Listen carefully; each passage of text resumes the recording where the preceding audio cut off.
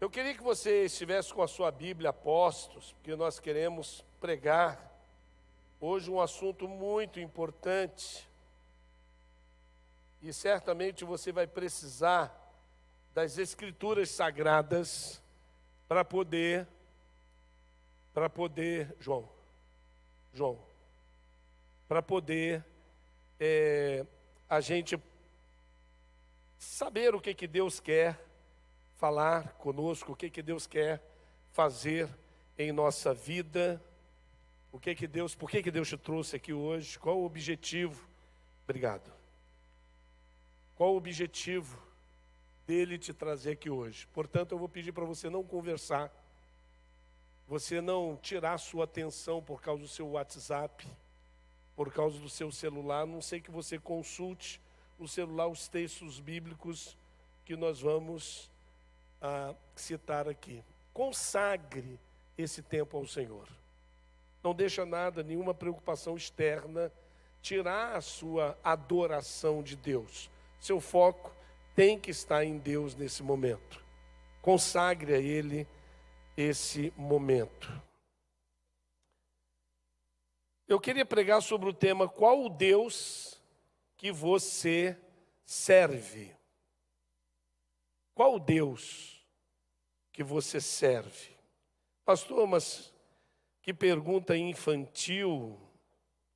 É lógico que é o Deus de Israel, o Deus de Abraão, de Isaac, mas há algumas coisas que eu quero chamar a atenção dos irmãos sobre a pertinência dessa pergunta. Qual o Deus que você serve? E os cristãos, eles devem se interessar em saber sobre tudo o que estão envolvidos ou se envolvendo. Porque se você não procurar saber, se você não pesquisar, se você não se inteirar, talvez você esteja se envolvendo em algo que você não gostaria de se envolver. Então, antes de concordar, antes de aderir ou participar, precisamos saber o que estaremos ou no que estaremos envolvidos. Isso por dois motivos simples. Inicialmente, porque temos um Senhor em nossas vidas. Tudo que nos envolvemos o nosso Senhor. Se você está envolvido em alguma coisa, você está envolvendo o Senhor da sua vida naquilo em que você está se envolvendo ou envolvido. E segundo, porque a palavra de Deus diz em Ezequiel 44:33, que os pastores, falando lá sobre os sacerdotes, sobre os levitas, ele diz assim, o profeta diz assim: eles ensinarão ao meu povo a diferença entre o santo e o comum, e lhe mostrarão como fazer distinção entre o puro e o impuro. Então eu estou aqui hoje para ser essa boca de Deus para a sua vida, para tentar mostrar para você essa distinção entre o sagrado e o profano. A oposição do sagrado e profano é uma oposição entre o real e o irreal. Mas o irreal não está destituído de espiritualidade, de nocividade. Não, o demônio está agindo em todos os campos. Então é muito importante que você saiba aonde você está metendo o seu dedo, onde você está metendo os seus olhos, onde você está colocando a sua vida. Então, neste sentido, o conceito de sagrado e de profano também abarca o conjunto da cultura. Nós estamos num meio cultural, porque mesmo na cultura, estamos prestes a reconhecer e adorar a uma divindade espiritual liderada pelo próprio diabo. E às vezes, na desculpa do cultural, nós achamos que estamos isentos da nossa vigilância, da obrigatoriedade de examinarmos para saber se o que estamos fazendo, sendo envolvidos ou nos envolvendo, se isso agrada ou desagrada a Deus, se isso está no lado do sagrado ou no lado do profano. Paulo parecia estar atento a isso. E olha o que ele diz lá em Atos capítulo 17, no verso 22 ao verso 23. Ele diz assim, Atos 17, 22, 23, se você estiver anotando aí, por favor. Diz assim, então Paulo levantou-se na reunião do Areópago e disse, atenienses, vejo que em todos os aspectos vocês são muito religiosos, pois andando pela cidade, observei cuidadosamente seus objetos de culto e encontrei até um altar com esta inscrição, ao Deus desconhecido. Ora, o que vocês adoram, apesar de não conhecerem, eu lhes anuncio. É muito comum as pessoas adorarem, participarem, se envolverem, sem saberem no que estão envolvidos. E os atenienses pareciam que eles eram bastante achegados a isso. E eles então começam a adorar vários deuses do panteão ateniense ou greco-romano. Muitos deuses. Mas eu queria que você olhasse para esse texto e prestasse atenção na expressão, vocês são muito religiosos. Essa versão aí é a versão da NVI. Mas, pesquisando, os mais variados teólogos concordam que a tradução melhor aqui seria a palavra supersticioso, do grego deisidamion. Em especial, o teólogo Thomas Coke, ele diz que Paulo está dizendo que eles eram excessivamente supersticiosos. Ou seja, desidaimon estéreos. Ou seja, a tradução, extremamente viciados na adoração de poderes invisíveis. Uau! Poderes invisíveis. Hoje, infelizmente, a maioria das pessoas da nossa sociedade, e lamentavelmente muitos que se dizem cristãos, são viciados em adorar poderes invisíveis por ignorância ou mesmo falta de desejo pessoal em renunciar o que desagrada a Deus. Você é um crente resistente em renúncia? Se você é resistente em renunciar às coisas erradas, você está muito longe daquilo que Deus quer da sua vida.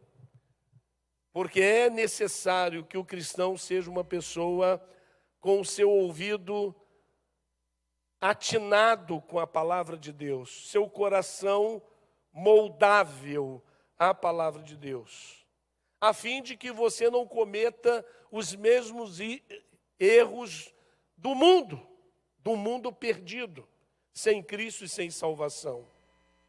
O que a NVI expressa, quando ela coloca religiosos e não espirituais, é o mesmo sentido que ela está dizendo a supersticiosos e não a espirituais. Hoje, infelizmente, nós temos muitas pessoas religiosas, supersticiosas, mas não espirituais. Deus te chamou aqui para você ouvir do espiritual e não do religioso, do supersticioso.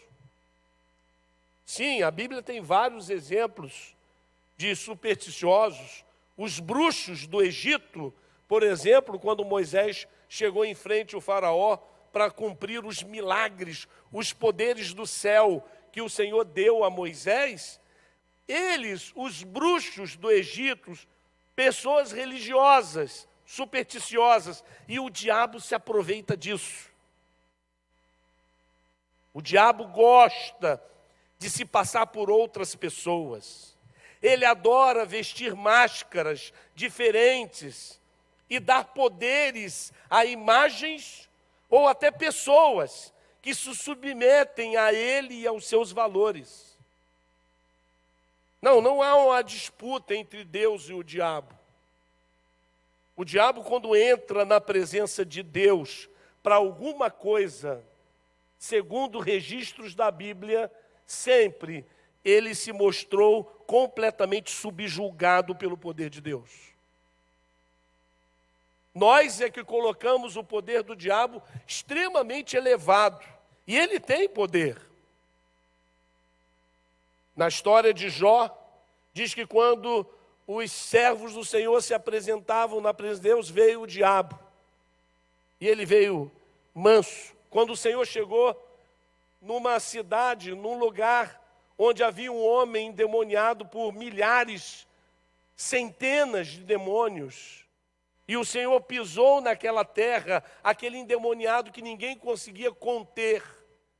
Ele vivia no cemitério, ele veio e se prostrou diante do Senhor e disse, com a boca daquele homem, os demônios disseram: Senhor, não nos tires daqui. Você consegue compreender que posição gloriosa, estupenda, maravilhosa?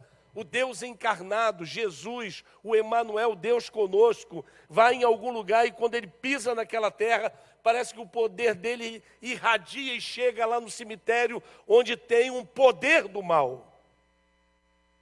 E ele vem e se submete ao Senhor. O diabo, ele gosta disso. Ele gosta de dar poder. Ele gosta de conferir poder às pessoas, a objetos, a uma série de coisas. Para os gregos, os deuses eram divindades que estavam presentes na religião antiga deles, sendo usados para explicar os fenômenos da natureza e da vida humana. Eram imortais, mas possuíam forma humana e sentimento muito comuns aos humanos em toda essa mitologia grega. O principal deus para os gregos antigos era Zeus, o deus do raio. Mas, historicamente, 6 séculos antes da era cristã, os gregos festejavam um tipo de festa que eu queria chamá-lo de carnaval. Os gregos já festejavam o carnaval homenageando, por exemplo, o deus Baco. E quem era Baco? Ele era o deus do vinho. E ele era chamado também o deus dos excessos, especialmente excessos sexuais. Paulo não servia a esses deuses. Ele era um conhecedor profundo do Antigo Testamento e conhecia a palavra de Deus. Por isso ele, com ousadia, chega ali no Areópago e diz para os atenienses: vejo que vocês são supersticiosos. Vocês são apenas religiosos. Mas dentre toda essa superstição, há um monumento dedicado ao Deus desconhecido. É sobre esse que eu quero falar para vocês.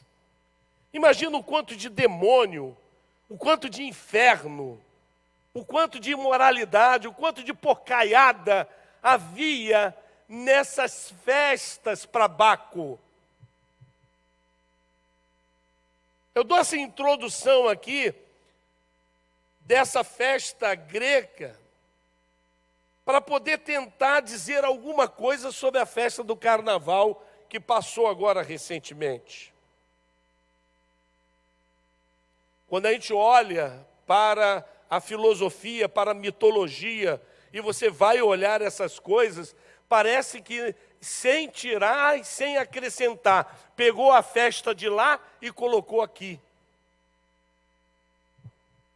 Mas Paulo tinha ousadia em confrontar aquelas pessoas. Ele conhecia, por exemplo, Jeremias capítulo 10, verso 1 a 5. Lá no Velho Testamento, o Senhor já dizia para o seu povo: ouçam o que o Senhor diz a vocês, ó comunidade de Israel. Assim diz o Senhor: não aprendam as práticas das nações, nem se assustem com os sinais no céu, embora as nações se assustem com eles. Os costumes religiosos das nações são inúteis. Corta-se uma árvore da floresta, um artesão a modela com seu formão, enfeitam-na com prata e ouro, prendendo tudo com martelo e pregos, para que não balance. Como um espantalho numa plantação de pepinos, os ídolos são incapazes de falar e têm que ser transportados porque não conseguem andar. Não tenham medo deles, pois não podem fazer nem mal, nem bem. Então Deus sempre alertou o seu povo sobre os costumes das nações. Em tudo que nós vamos nos envolver, nós precisamos ter um critério, precisamos ter coragem de procurar entender as premissas, as profundidades e os fundamentos daquilo que vamos nos envolver, porque senão poderemos estar nos envolvendo com algo extremamente idólatra e que o diabo usa para dar poder e autoridade. Sim, o diabo tem poder e autoridade. É triste quando a gente vê crentes envolvidos com o carnaval. É triste olhar as internets e ver crentes participando de festas carnavalescas. Deus me chamou a atenção e falou assim: é porque você não está ensinando direito, porque eu disse para você ensinar direito.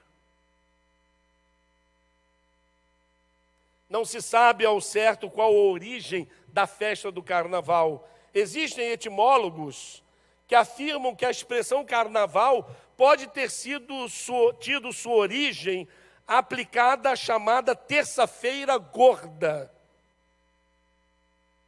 Terça-feira gorda, pois a partir da quarta-feira de cinza, a Igreja Católica proibia o consumo de carne para a chamada quaresma. Então se fazia festa da carne, uma festa aliada ao fato de que não vamos comer carne durante 40 dias. Depois é que se mudou isso. Mas antigamente, ficava-se 40 dias sem se comer carne na doutrina católica. Essa festa, ela era a festa da carne. Porque outros etimólogos propõem que o termo carnaval vem do latim carnelevamen, que significa adeus carne.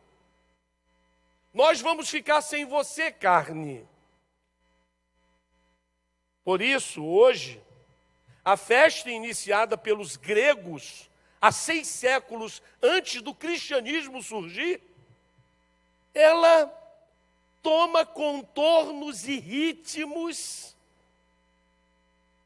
aderindo ao significado mais amplo da palavra adeus carne. Não só carne proteica, não, mas carne no sentido de prazeres, como os gregos entendiam. Nas festas de Baco, Eles costumavam ficar nus, desfilando em carros alegóricos puxados por animais. Você vê alguma semelhança? Então, a palavra carnelevamen pode ser interpretado como prazer da carne, antes das tristezas que marcam o período da quaresma. Nós vamos ficar tanto tempo sem Baco. Nós vamos ficar tanto tempo sem o Deus do vinho. Nós vamos ficar tanto tempo sem os prazeres que são próprios das nossas festas. Então vamos dar liberalidade à carne. Vamos fazer tudo que a carne pede, que as necessidades pedem. Isso de fato tomou e tem tomado contornos perniciosos de origem pagãs. Então eu quero afirmar e denunciar com toda a força do meu pulmão, toda pessoa que participa do carnaval participa de uma festa pagã. E mesmo sem saber, está adorando a Baco, da mitologia grega. O deus do vinho, ou seja, da bebida alcoólica. Dos exageros. É o deus dos exageros. Então ele é o deus da embriaguez. E é o deus também dos excessos sexuais, que podem ser feitos de qualquer maneira e com quem quiser. E você vai ver na cultura greco-romana que até a homossexualidade era bem aceita por eles. É Baco liderando a vida das pessoas. Com certeza não foi a Igreja Católica quem criou o carnaval. Porém, ela a legitimou como aceitável, criando a quarta-feira de cinza. Como com a ilusão de que se pode fazer o que se bem entende, e depois é só ir lá e receber as cinzas do perdão, que com a abstinência agora da carne, se obteria o perdão de Deus. Negativo, não tem nada disso na Bíblia. Muito pelo contrário. Em certo sentido, se você participa do carnaval, mesmo que passivamente, e aí eu chamo a atenção aqui dos comerciantes crentes, usando símbolos carnavalescos para vender as suas propriedades, os seus produtos. Tá certo. Eu tenho certeza que você fez isso porque você ainda não tinha ouvido uma mensagem. Mas todas as vezes que você faz alusão e apoia o carnaval, você está aderindo a uma festa pagã e de péssimo nível, de Baco.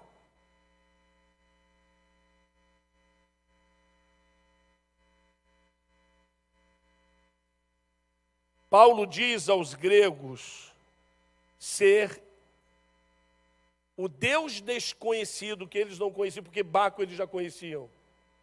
Todos os deuses do panteão grego, eles conheciam. E eles tinham imagens para todos. Mas o nosso Deus, não pode ser interpretado por uma imagem. Por isso que Paulo diz assim, o Deus desconhecido que vocês tentaram homenageá-lo, é sobre ele que eu quero falar para você. Aí eu quero caminhar fazendo uma pergunta quase desnecessária, mas para marcar um ponto da mensagem. Pode um cristão participar de festa como o carnaval? Como a Bíblia diz que cada um prestará contas a Deus, eu me nego a responder essa pergunta objetivamente. Porque devemos pensar sobre o que de espiritual está envolvido em cada festa que participamos.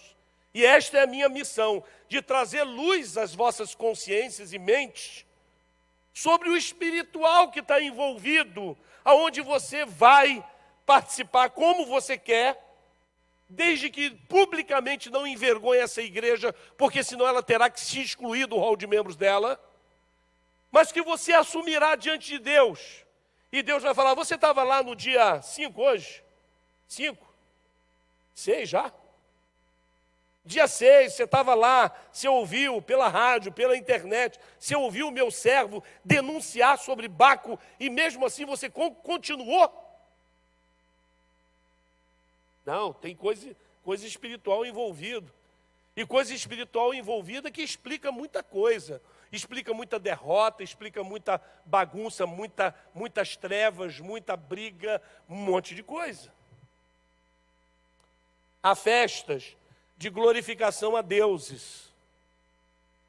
Há carros que são fabricados, que são dedicados a deuses. Há negócios que são feitos, que são dedicados a deuses.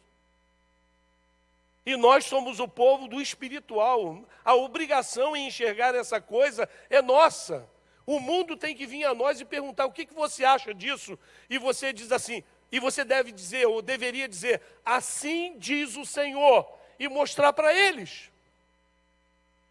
Porque nós somos a luz do mundo. Nós somos o sal da terra.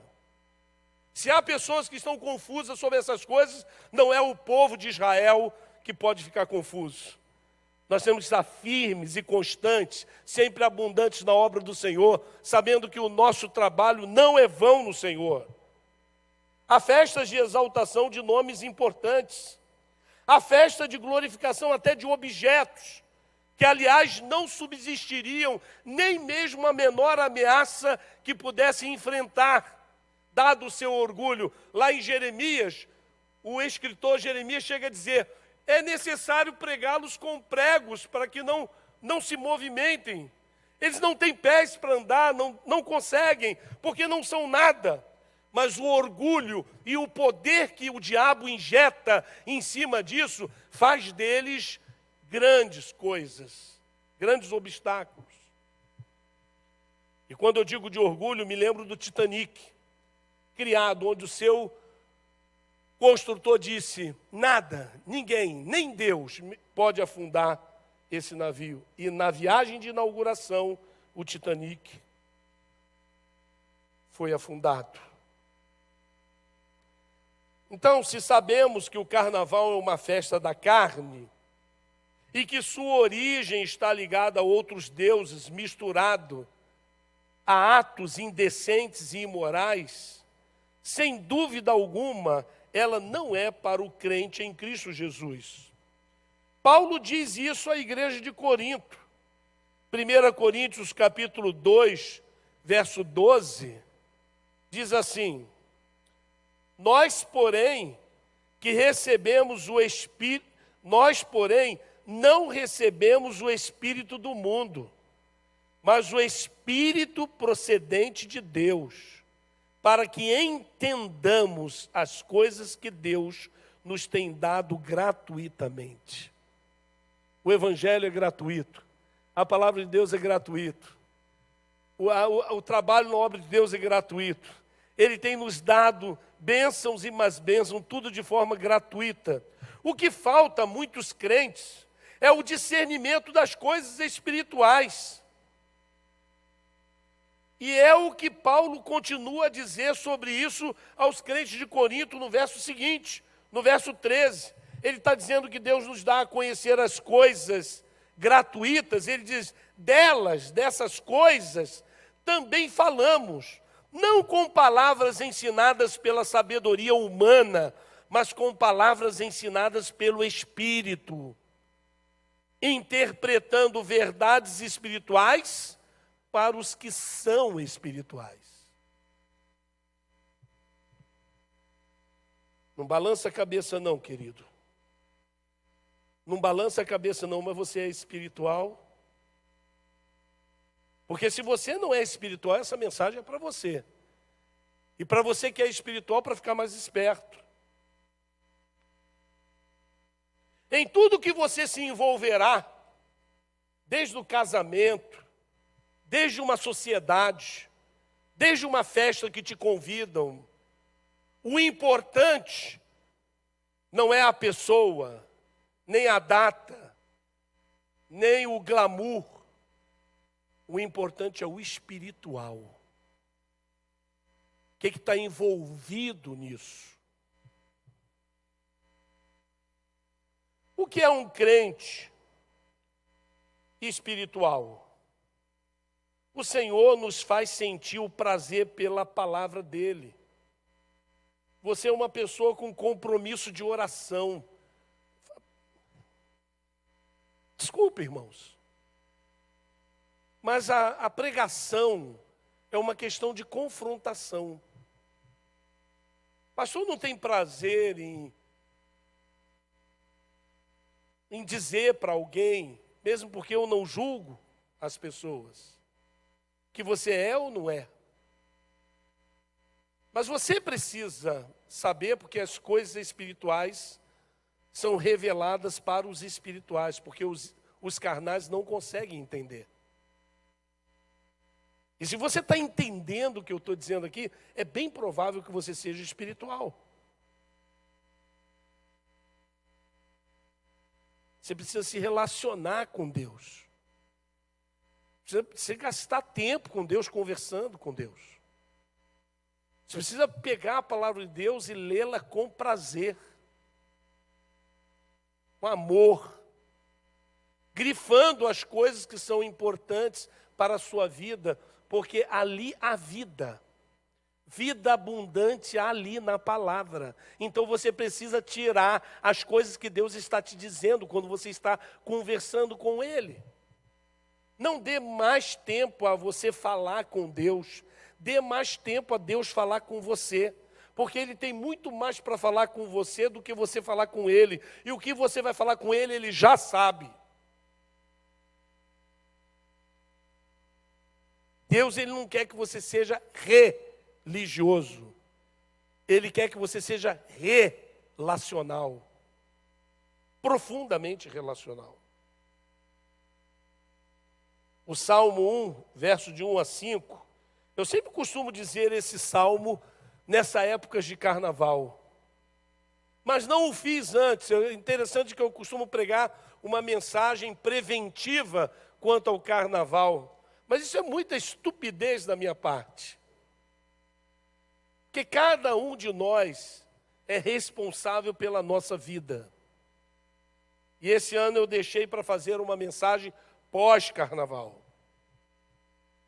Depois de ver algumas páginas da internet, depois de chorar de ver algumas imagens,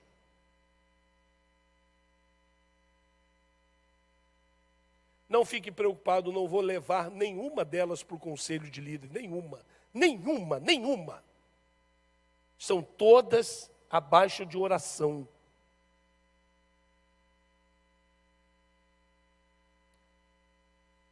Esse salmo ele diz assim, Salmo 1, verso de 1 a 5, o salmo todo, né? Quase todo. Como é feliz aquele que não segue o conselho dos ímpios, não imita a conduta dos pecadores e nem se senta na roda dos zombadores. Ao contrário, sua satisfação está na lei do Senhor, e nessa lei medita dia e noite. É como árvore plantada à beira de águas correntes. Dá fruto no tempo certo e suas folhas não murcham.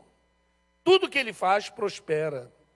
Não é o caso dos ímpios. São como a palha que o vento leva.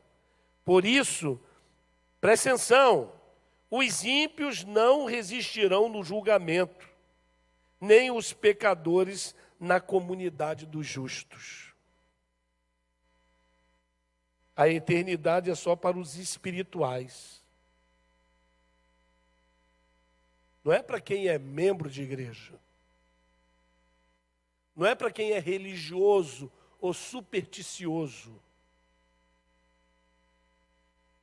Não subsistirão, não resistirão no julgamento, nem os pecadores na comunidade dos justos. A pessoa espiritual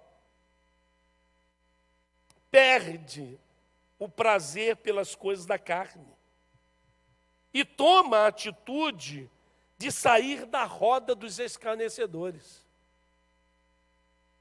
Porém, isso só é possível quando o Espírito Santo convence alguém. Isso não é fruto de uma pregação. E eu espero que o Espírito Santo possa estar trabalhando no coração de todos nós. Lá em João, capítulo 16, verso 8 a 11, diz assim, Jesus dizendo, quando ele quem? O Espírito Santo. Ele estava falando que ele viria, e ele veio. E ele já está entre nós. Isso aconteceu lá na festa do Pentecostes. Quando ele vier, convencerá o mundo do pecado, da justiça e do juízo. Do pecado, porque os homens não creem em mim. Da justiça, porque vou para o Pai e vocês não me verão mais. E do juízo, porque o príncipe deste mundo já está condenado. Quando nós somos convencidos pelo Espírito Santo dessas coisas, nós não nos submetemos a coisas que desagradam a Deus. Por isso, não adianta combatermos o carnaval com a nossa carne, ou seja, com a nossa vontade ou opinião. Não. Precisamos aprender a lutar espiritualmente e pedir a Deus que convença nossos familiares, amigos e governantes a abandonar estas práticas. O que acontece no carnaval? O saldo. Rombos nos cofres públicos que bancam estas comemorações. Assaltos. Acidentes de trânsito. Muitos acidentes de trânsito. Assassinatos. Lares desfeitos por adultérios liderado por Baco. Lares desfeitos por adultérios. Gravidez inconsequente. Milhares de jovens experimentam drogas pela primeira vez. Como o espiritual vai aproveitar essa marca para fazer publicidade dos seus produtos? Como o espiritual vai usar essa festa para se envolver de alguma forma com ela? Como eu tenho coragem de ligar a minha televisão e ficar assistindo todos esses adereços que o diabo capacitou a pessoa para fazê-los, abrilhantando cada vez mais a festa? Esses é o saldo negativo. E se existissem saldos positivos, seriam mínimos diante de tais fatos e desastres. Mas eu quero te falar de uma festa que você pode comprar o seu abadá para participar. Você pode participar. A palavra de Deus diz que há uma festa no céu quando um pecador se arrepende. Lucas capítulo 15, verso 10. Há uma festa no céu. Essa festa no céu não é liderada por Baco, é liderada pelo Espírito de Deus. Essa festa no céu não traz culpa, ela traz completude, ela traz inteireza. É uma festa maravilhosa, você vai participar dela. Porque quando você se converteu, e se você ainda não se converteu, você precisa se converter hoje, receber Jesus no seu coração hoje. Quando você fez, todos que estão no céu festejaram. Houve uma festa, a festa no céu toda hora, não é todo dia não, toda hora. Ela não é só uma vez por ano. Mas quando o mundo festeja a carne, o que será que acontece no céu? E quando um cristão que recebe o Espírito de Deus se deixa participar ou participar de tal festa, será que há uma festa no céu, há alegria no céu, há prazer no céu? Ou será que nós poderíamos dizer que há lágrimas no céu? O cristão, senhores, não pode, senhores e senhoras, o cristão não pode servir a dois senhores. Eu quero concluir essa mensagem lendo Mateus capítulo 6, verso 21 a 24, que diz assim, é o Senhor nos dizendo, o Senhor está dizendo, porque onde estiver o vosso tesouro, aí estará também o vosso coração. A candeia do corpo são os olhos. De sorte que se os teus olhos forem bons, todo o teu corpo terá luz. Se, porém, os teus olhos forem maus, o teu corpo será tenebroso. Se, portanto, a luz que em ti há são trevas, quão grandes serão tais trevas? Ninguém pode servir a dois senhores, porque ou há de odiar um e amar o outro, ou se dedicará a um e desprezará o outro. A lei da física aqui se aplica perfeitamente. Dois corpos não podem ocupar o mesmo lugar no espaço e no tempo. Não tem como você ser crente e incrédulo ao mesmo tempo. Não tem como você ter o Espírito Santo de Deus e o espírito de Baco. Não tem como você querer estar no mundo e estar no reino de Deus. Não tem como. A igreja de Jesus, a Pibara, sempre combateu as festas carnavalescas e a todo tempo ensina seus membros a serem moderados no divertimento. Sim, moderados no divertimento. Nós não podemos nos divertir como o mundo se diverte. Nós somos diferentes, nós somos filhos de Deus. Nós somos nação santa, povo adquirido pelo sangue precioso de Jesus. Nós somos diferentes. Eu costumo dizer que nós somos os ETs, extraterrestres. Nós não somos terrestres, nós somos extras. Nós somos da safra do mestre, tá? Então o nosso comportamento não pode ser. Então os divertimentos nossos têm que ser moderados. Podemos nos divertir, mas temos que ser moderados. Segundo, que nós ensinamos muito aqui, modestos no trajar, na roupa. Sim, modesto no trajar. Aqui na igreja não é lugar de você, nem aqui na igreja, nem em lugar nenhum, ficar mostrando as suas partes íntimas, decotes avultosos, roupas sensuais, ainda com um discurso feminista, que nós temos que aprender um pouco sobre isso, sobre Judith Butler e outras, que trouxeram um significado da exposição da mulher de uma forma diferente, que a palavra nos ensina. Não, precisamos ser modestos no trajar. Não precisa ser fora de moda, mas se a moda agradar a Baco, você tem que sair fora, porque as suas vestimentas têm que agradar a Deus, o seu Salvador, o seu Senhor, aquele que entregou a vida dele em seu lugar na cruz, tá? Roupas que você senta. E é porque a nossa igreja não tem esse costume, né? Mas eu me lembro uma vez que eu fui com umas irmãs passando numa rua e tinha uma igreja, não vou falar o nome dela, uma igreja diferente, e aí nós resolvemos entrar para ver, porque estavam em culto. Quando entramos, a irmã já veio com véu e colocou em cima dela, né? Depois, quando nós saímos, eu falei, tá vendo? Você fica andando pelada desse jeito aí, ó. Olha o que acontece. Eu sei. Não estou dizendo que nós temos que fazer isso aqui.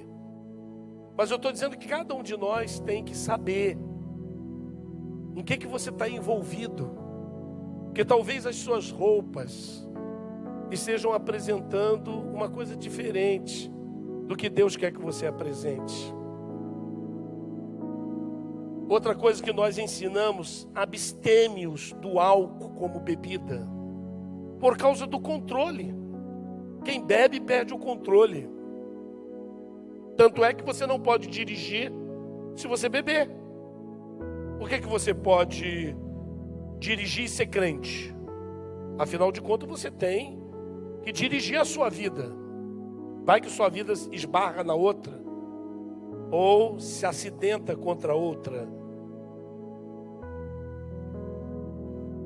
E o último, nós ensinamos bastante que temos que estar empenhados no combate aos vícios que escravizam o homem para destruir a vida dele. É nisso que nós estamos envolvidos. Então, qual o Deus que você está servindo? Qual o Deus que você está servindo? Já parou para pensar nos contratos que você tem assinado com esse mundo? Você já pensou sobre os sims que vocês têm dado, que nós temos dado para as ofertas que o inimigo nos apresenta? Pois é, Deus te trouxe aqui hoje para dizer que te ama, para você não esquecer disso. Deus nos ama, e o único que fez alguma coisa por nós, para a nossa eternidade, foi Jesus. Então, eu vou dar oportunidade para você. Nosso irmão está fazendo um som aqui no teclado, eu vou deixar um momento de oração, para você perguntar para Deus: Senhor, me mostra em que eu estou me envolvendo, que tem sido isso a minha adoração a outros deuses. Porque eu aprendi nesta noite que ninguém pode agradar a dois senhores.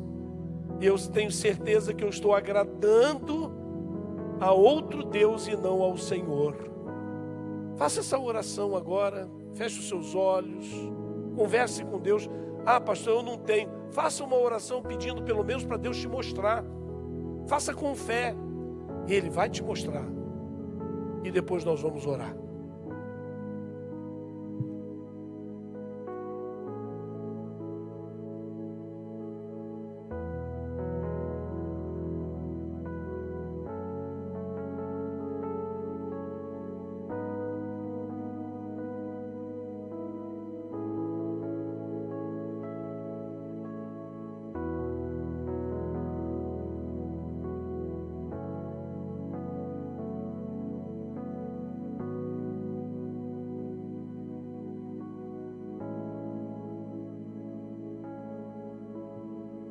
Ó Deus, ouve a oração do teu povo.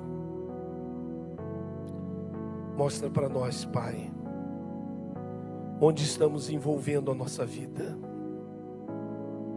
Mostra para nós, Pai, que deuses temos adorado, porque não queremos mais adorá-los. Queremos adorar o Senhor, Pai. Ouve a oração do teu povo.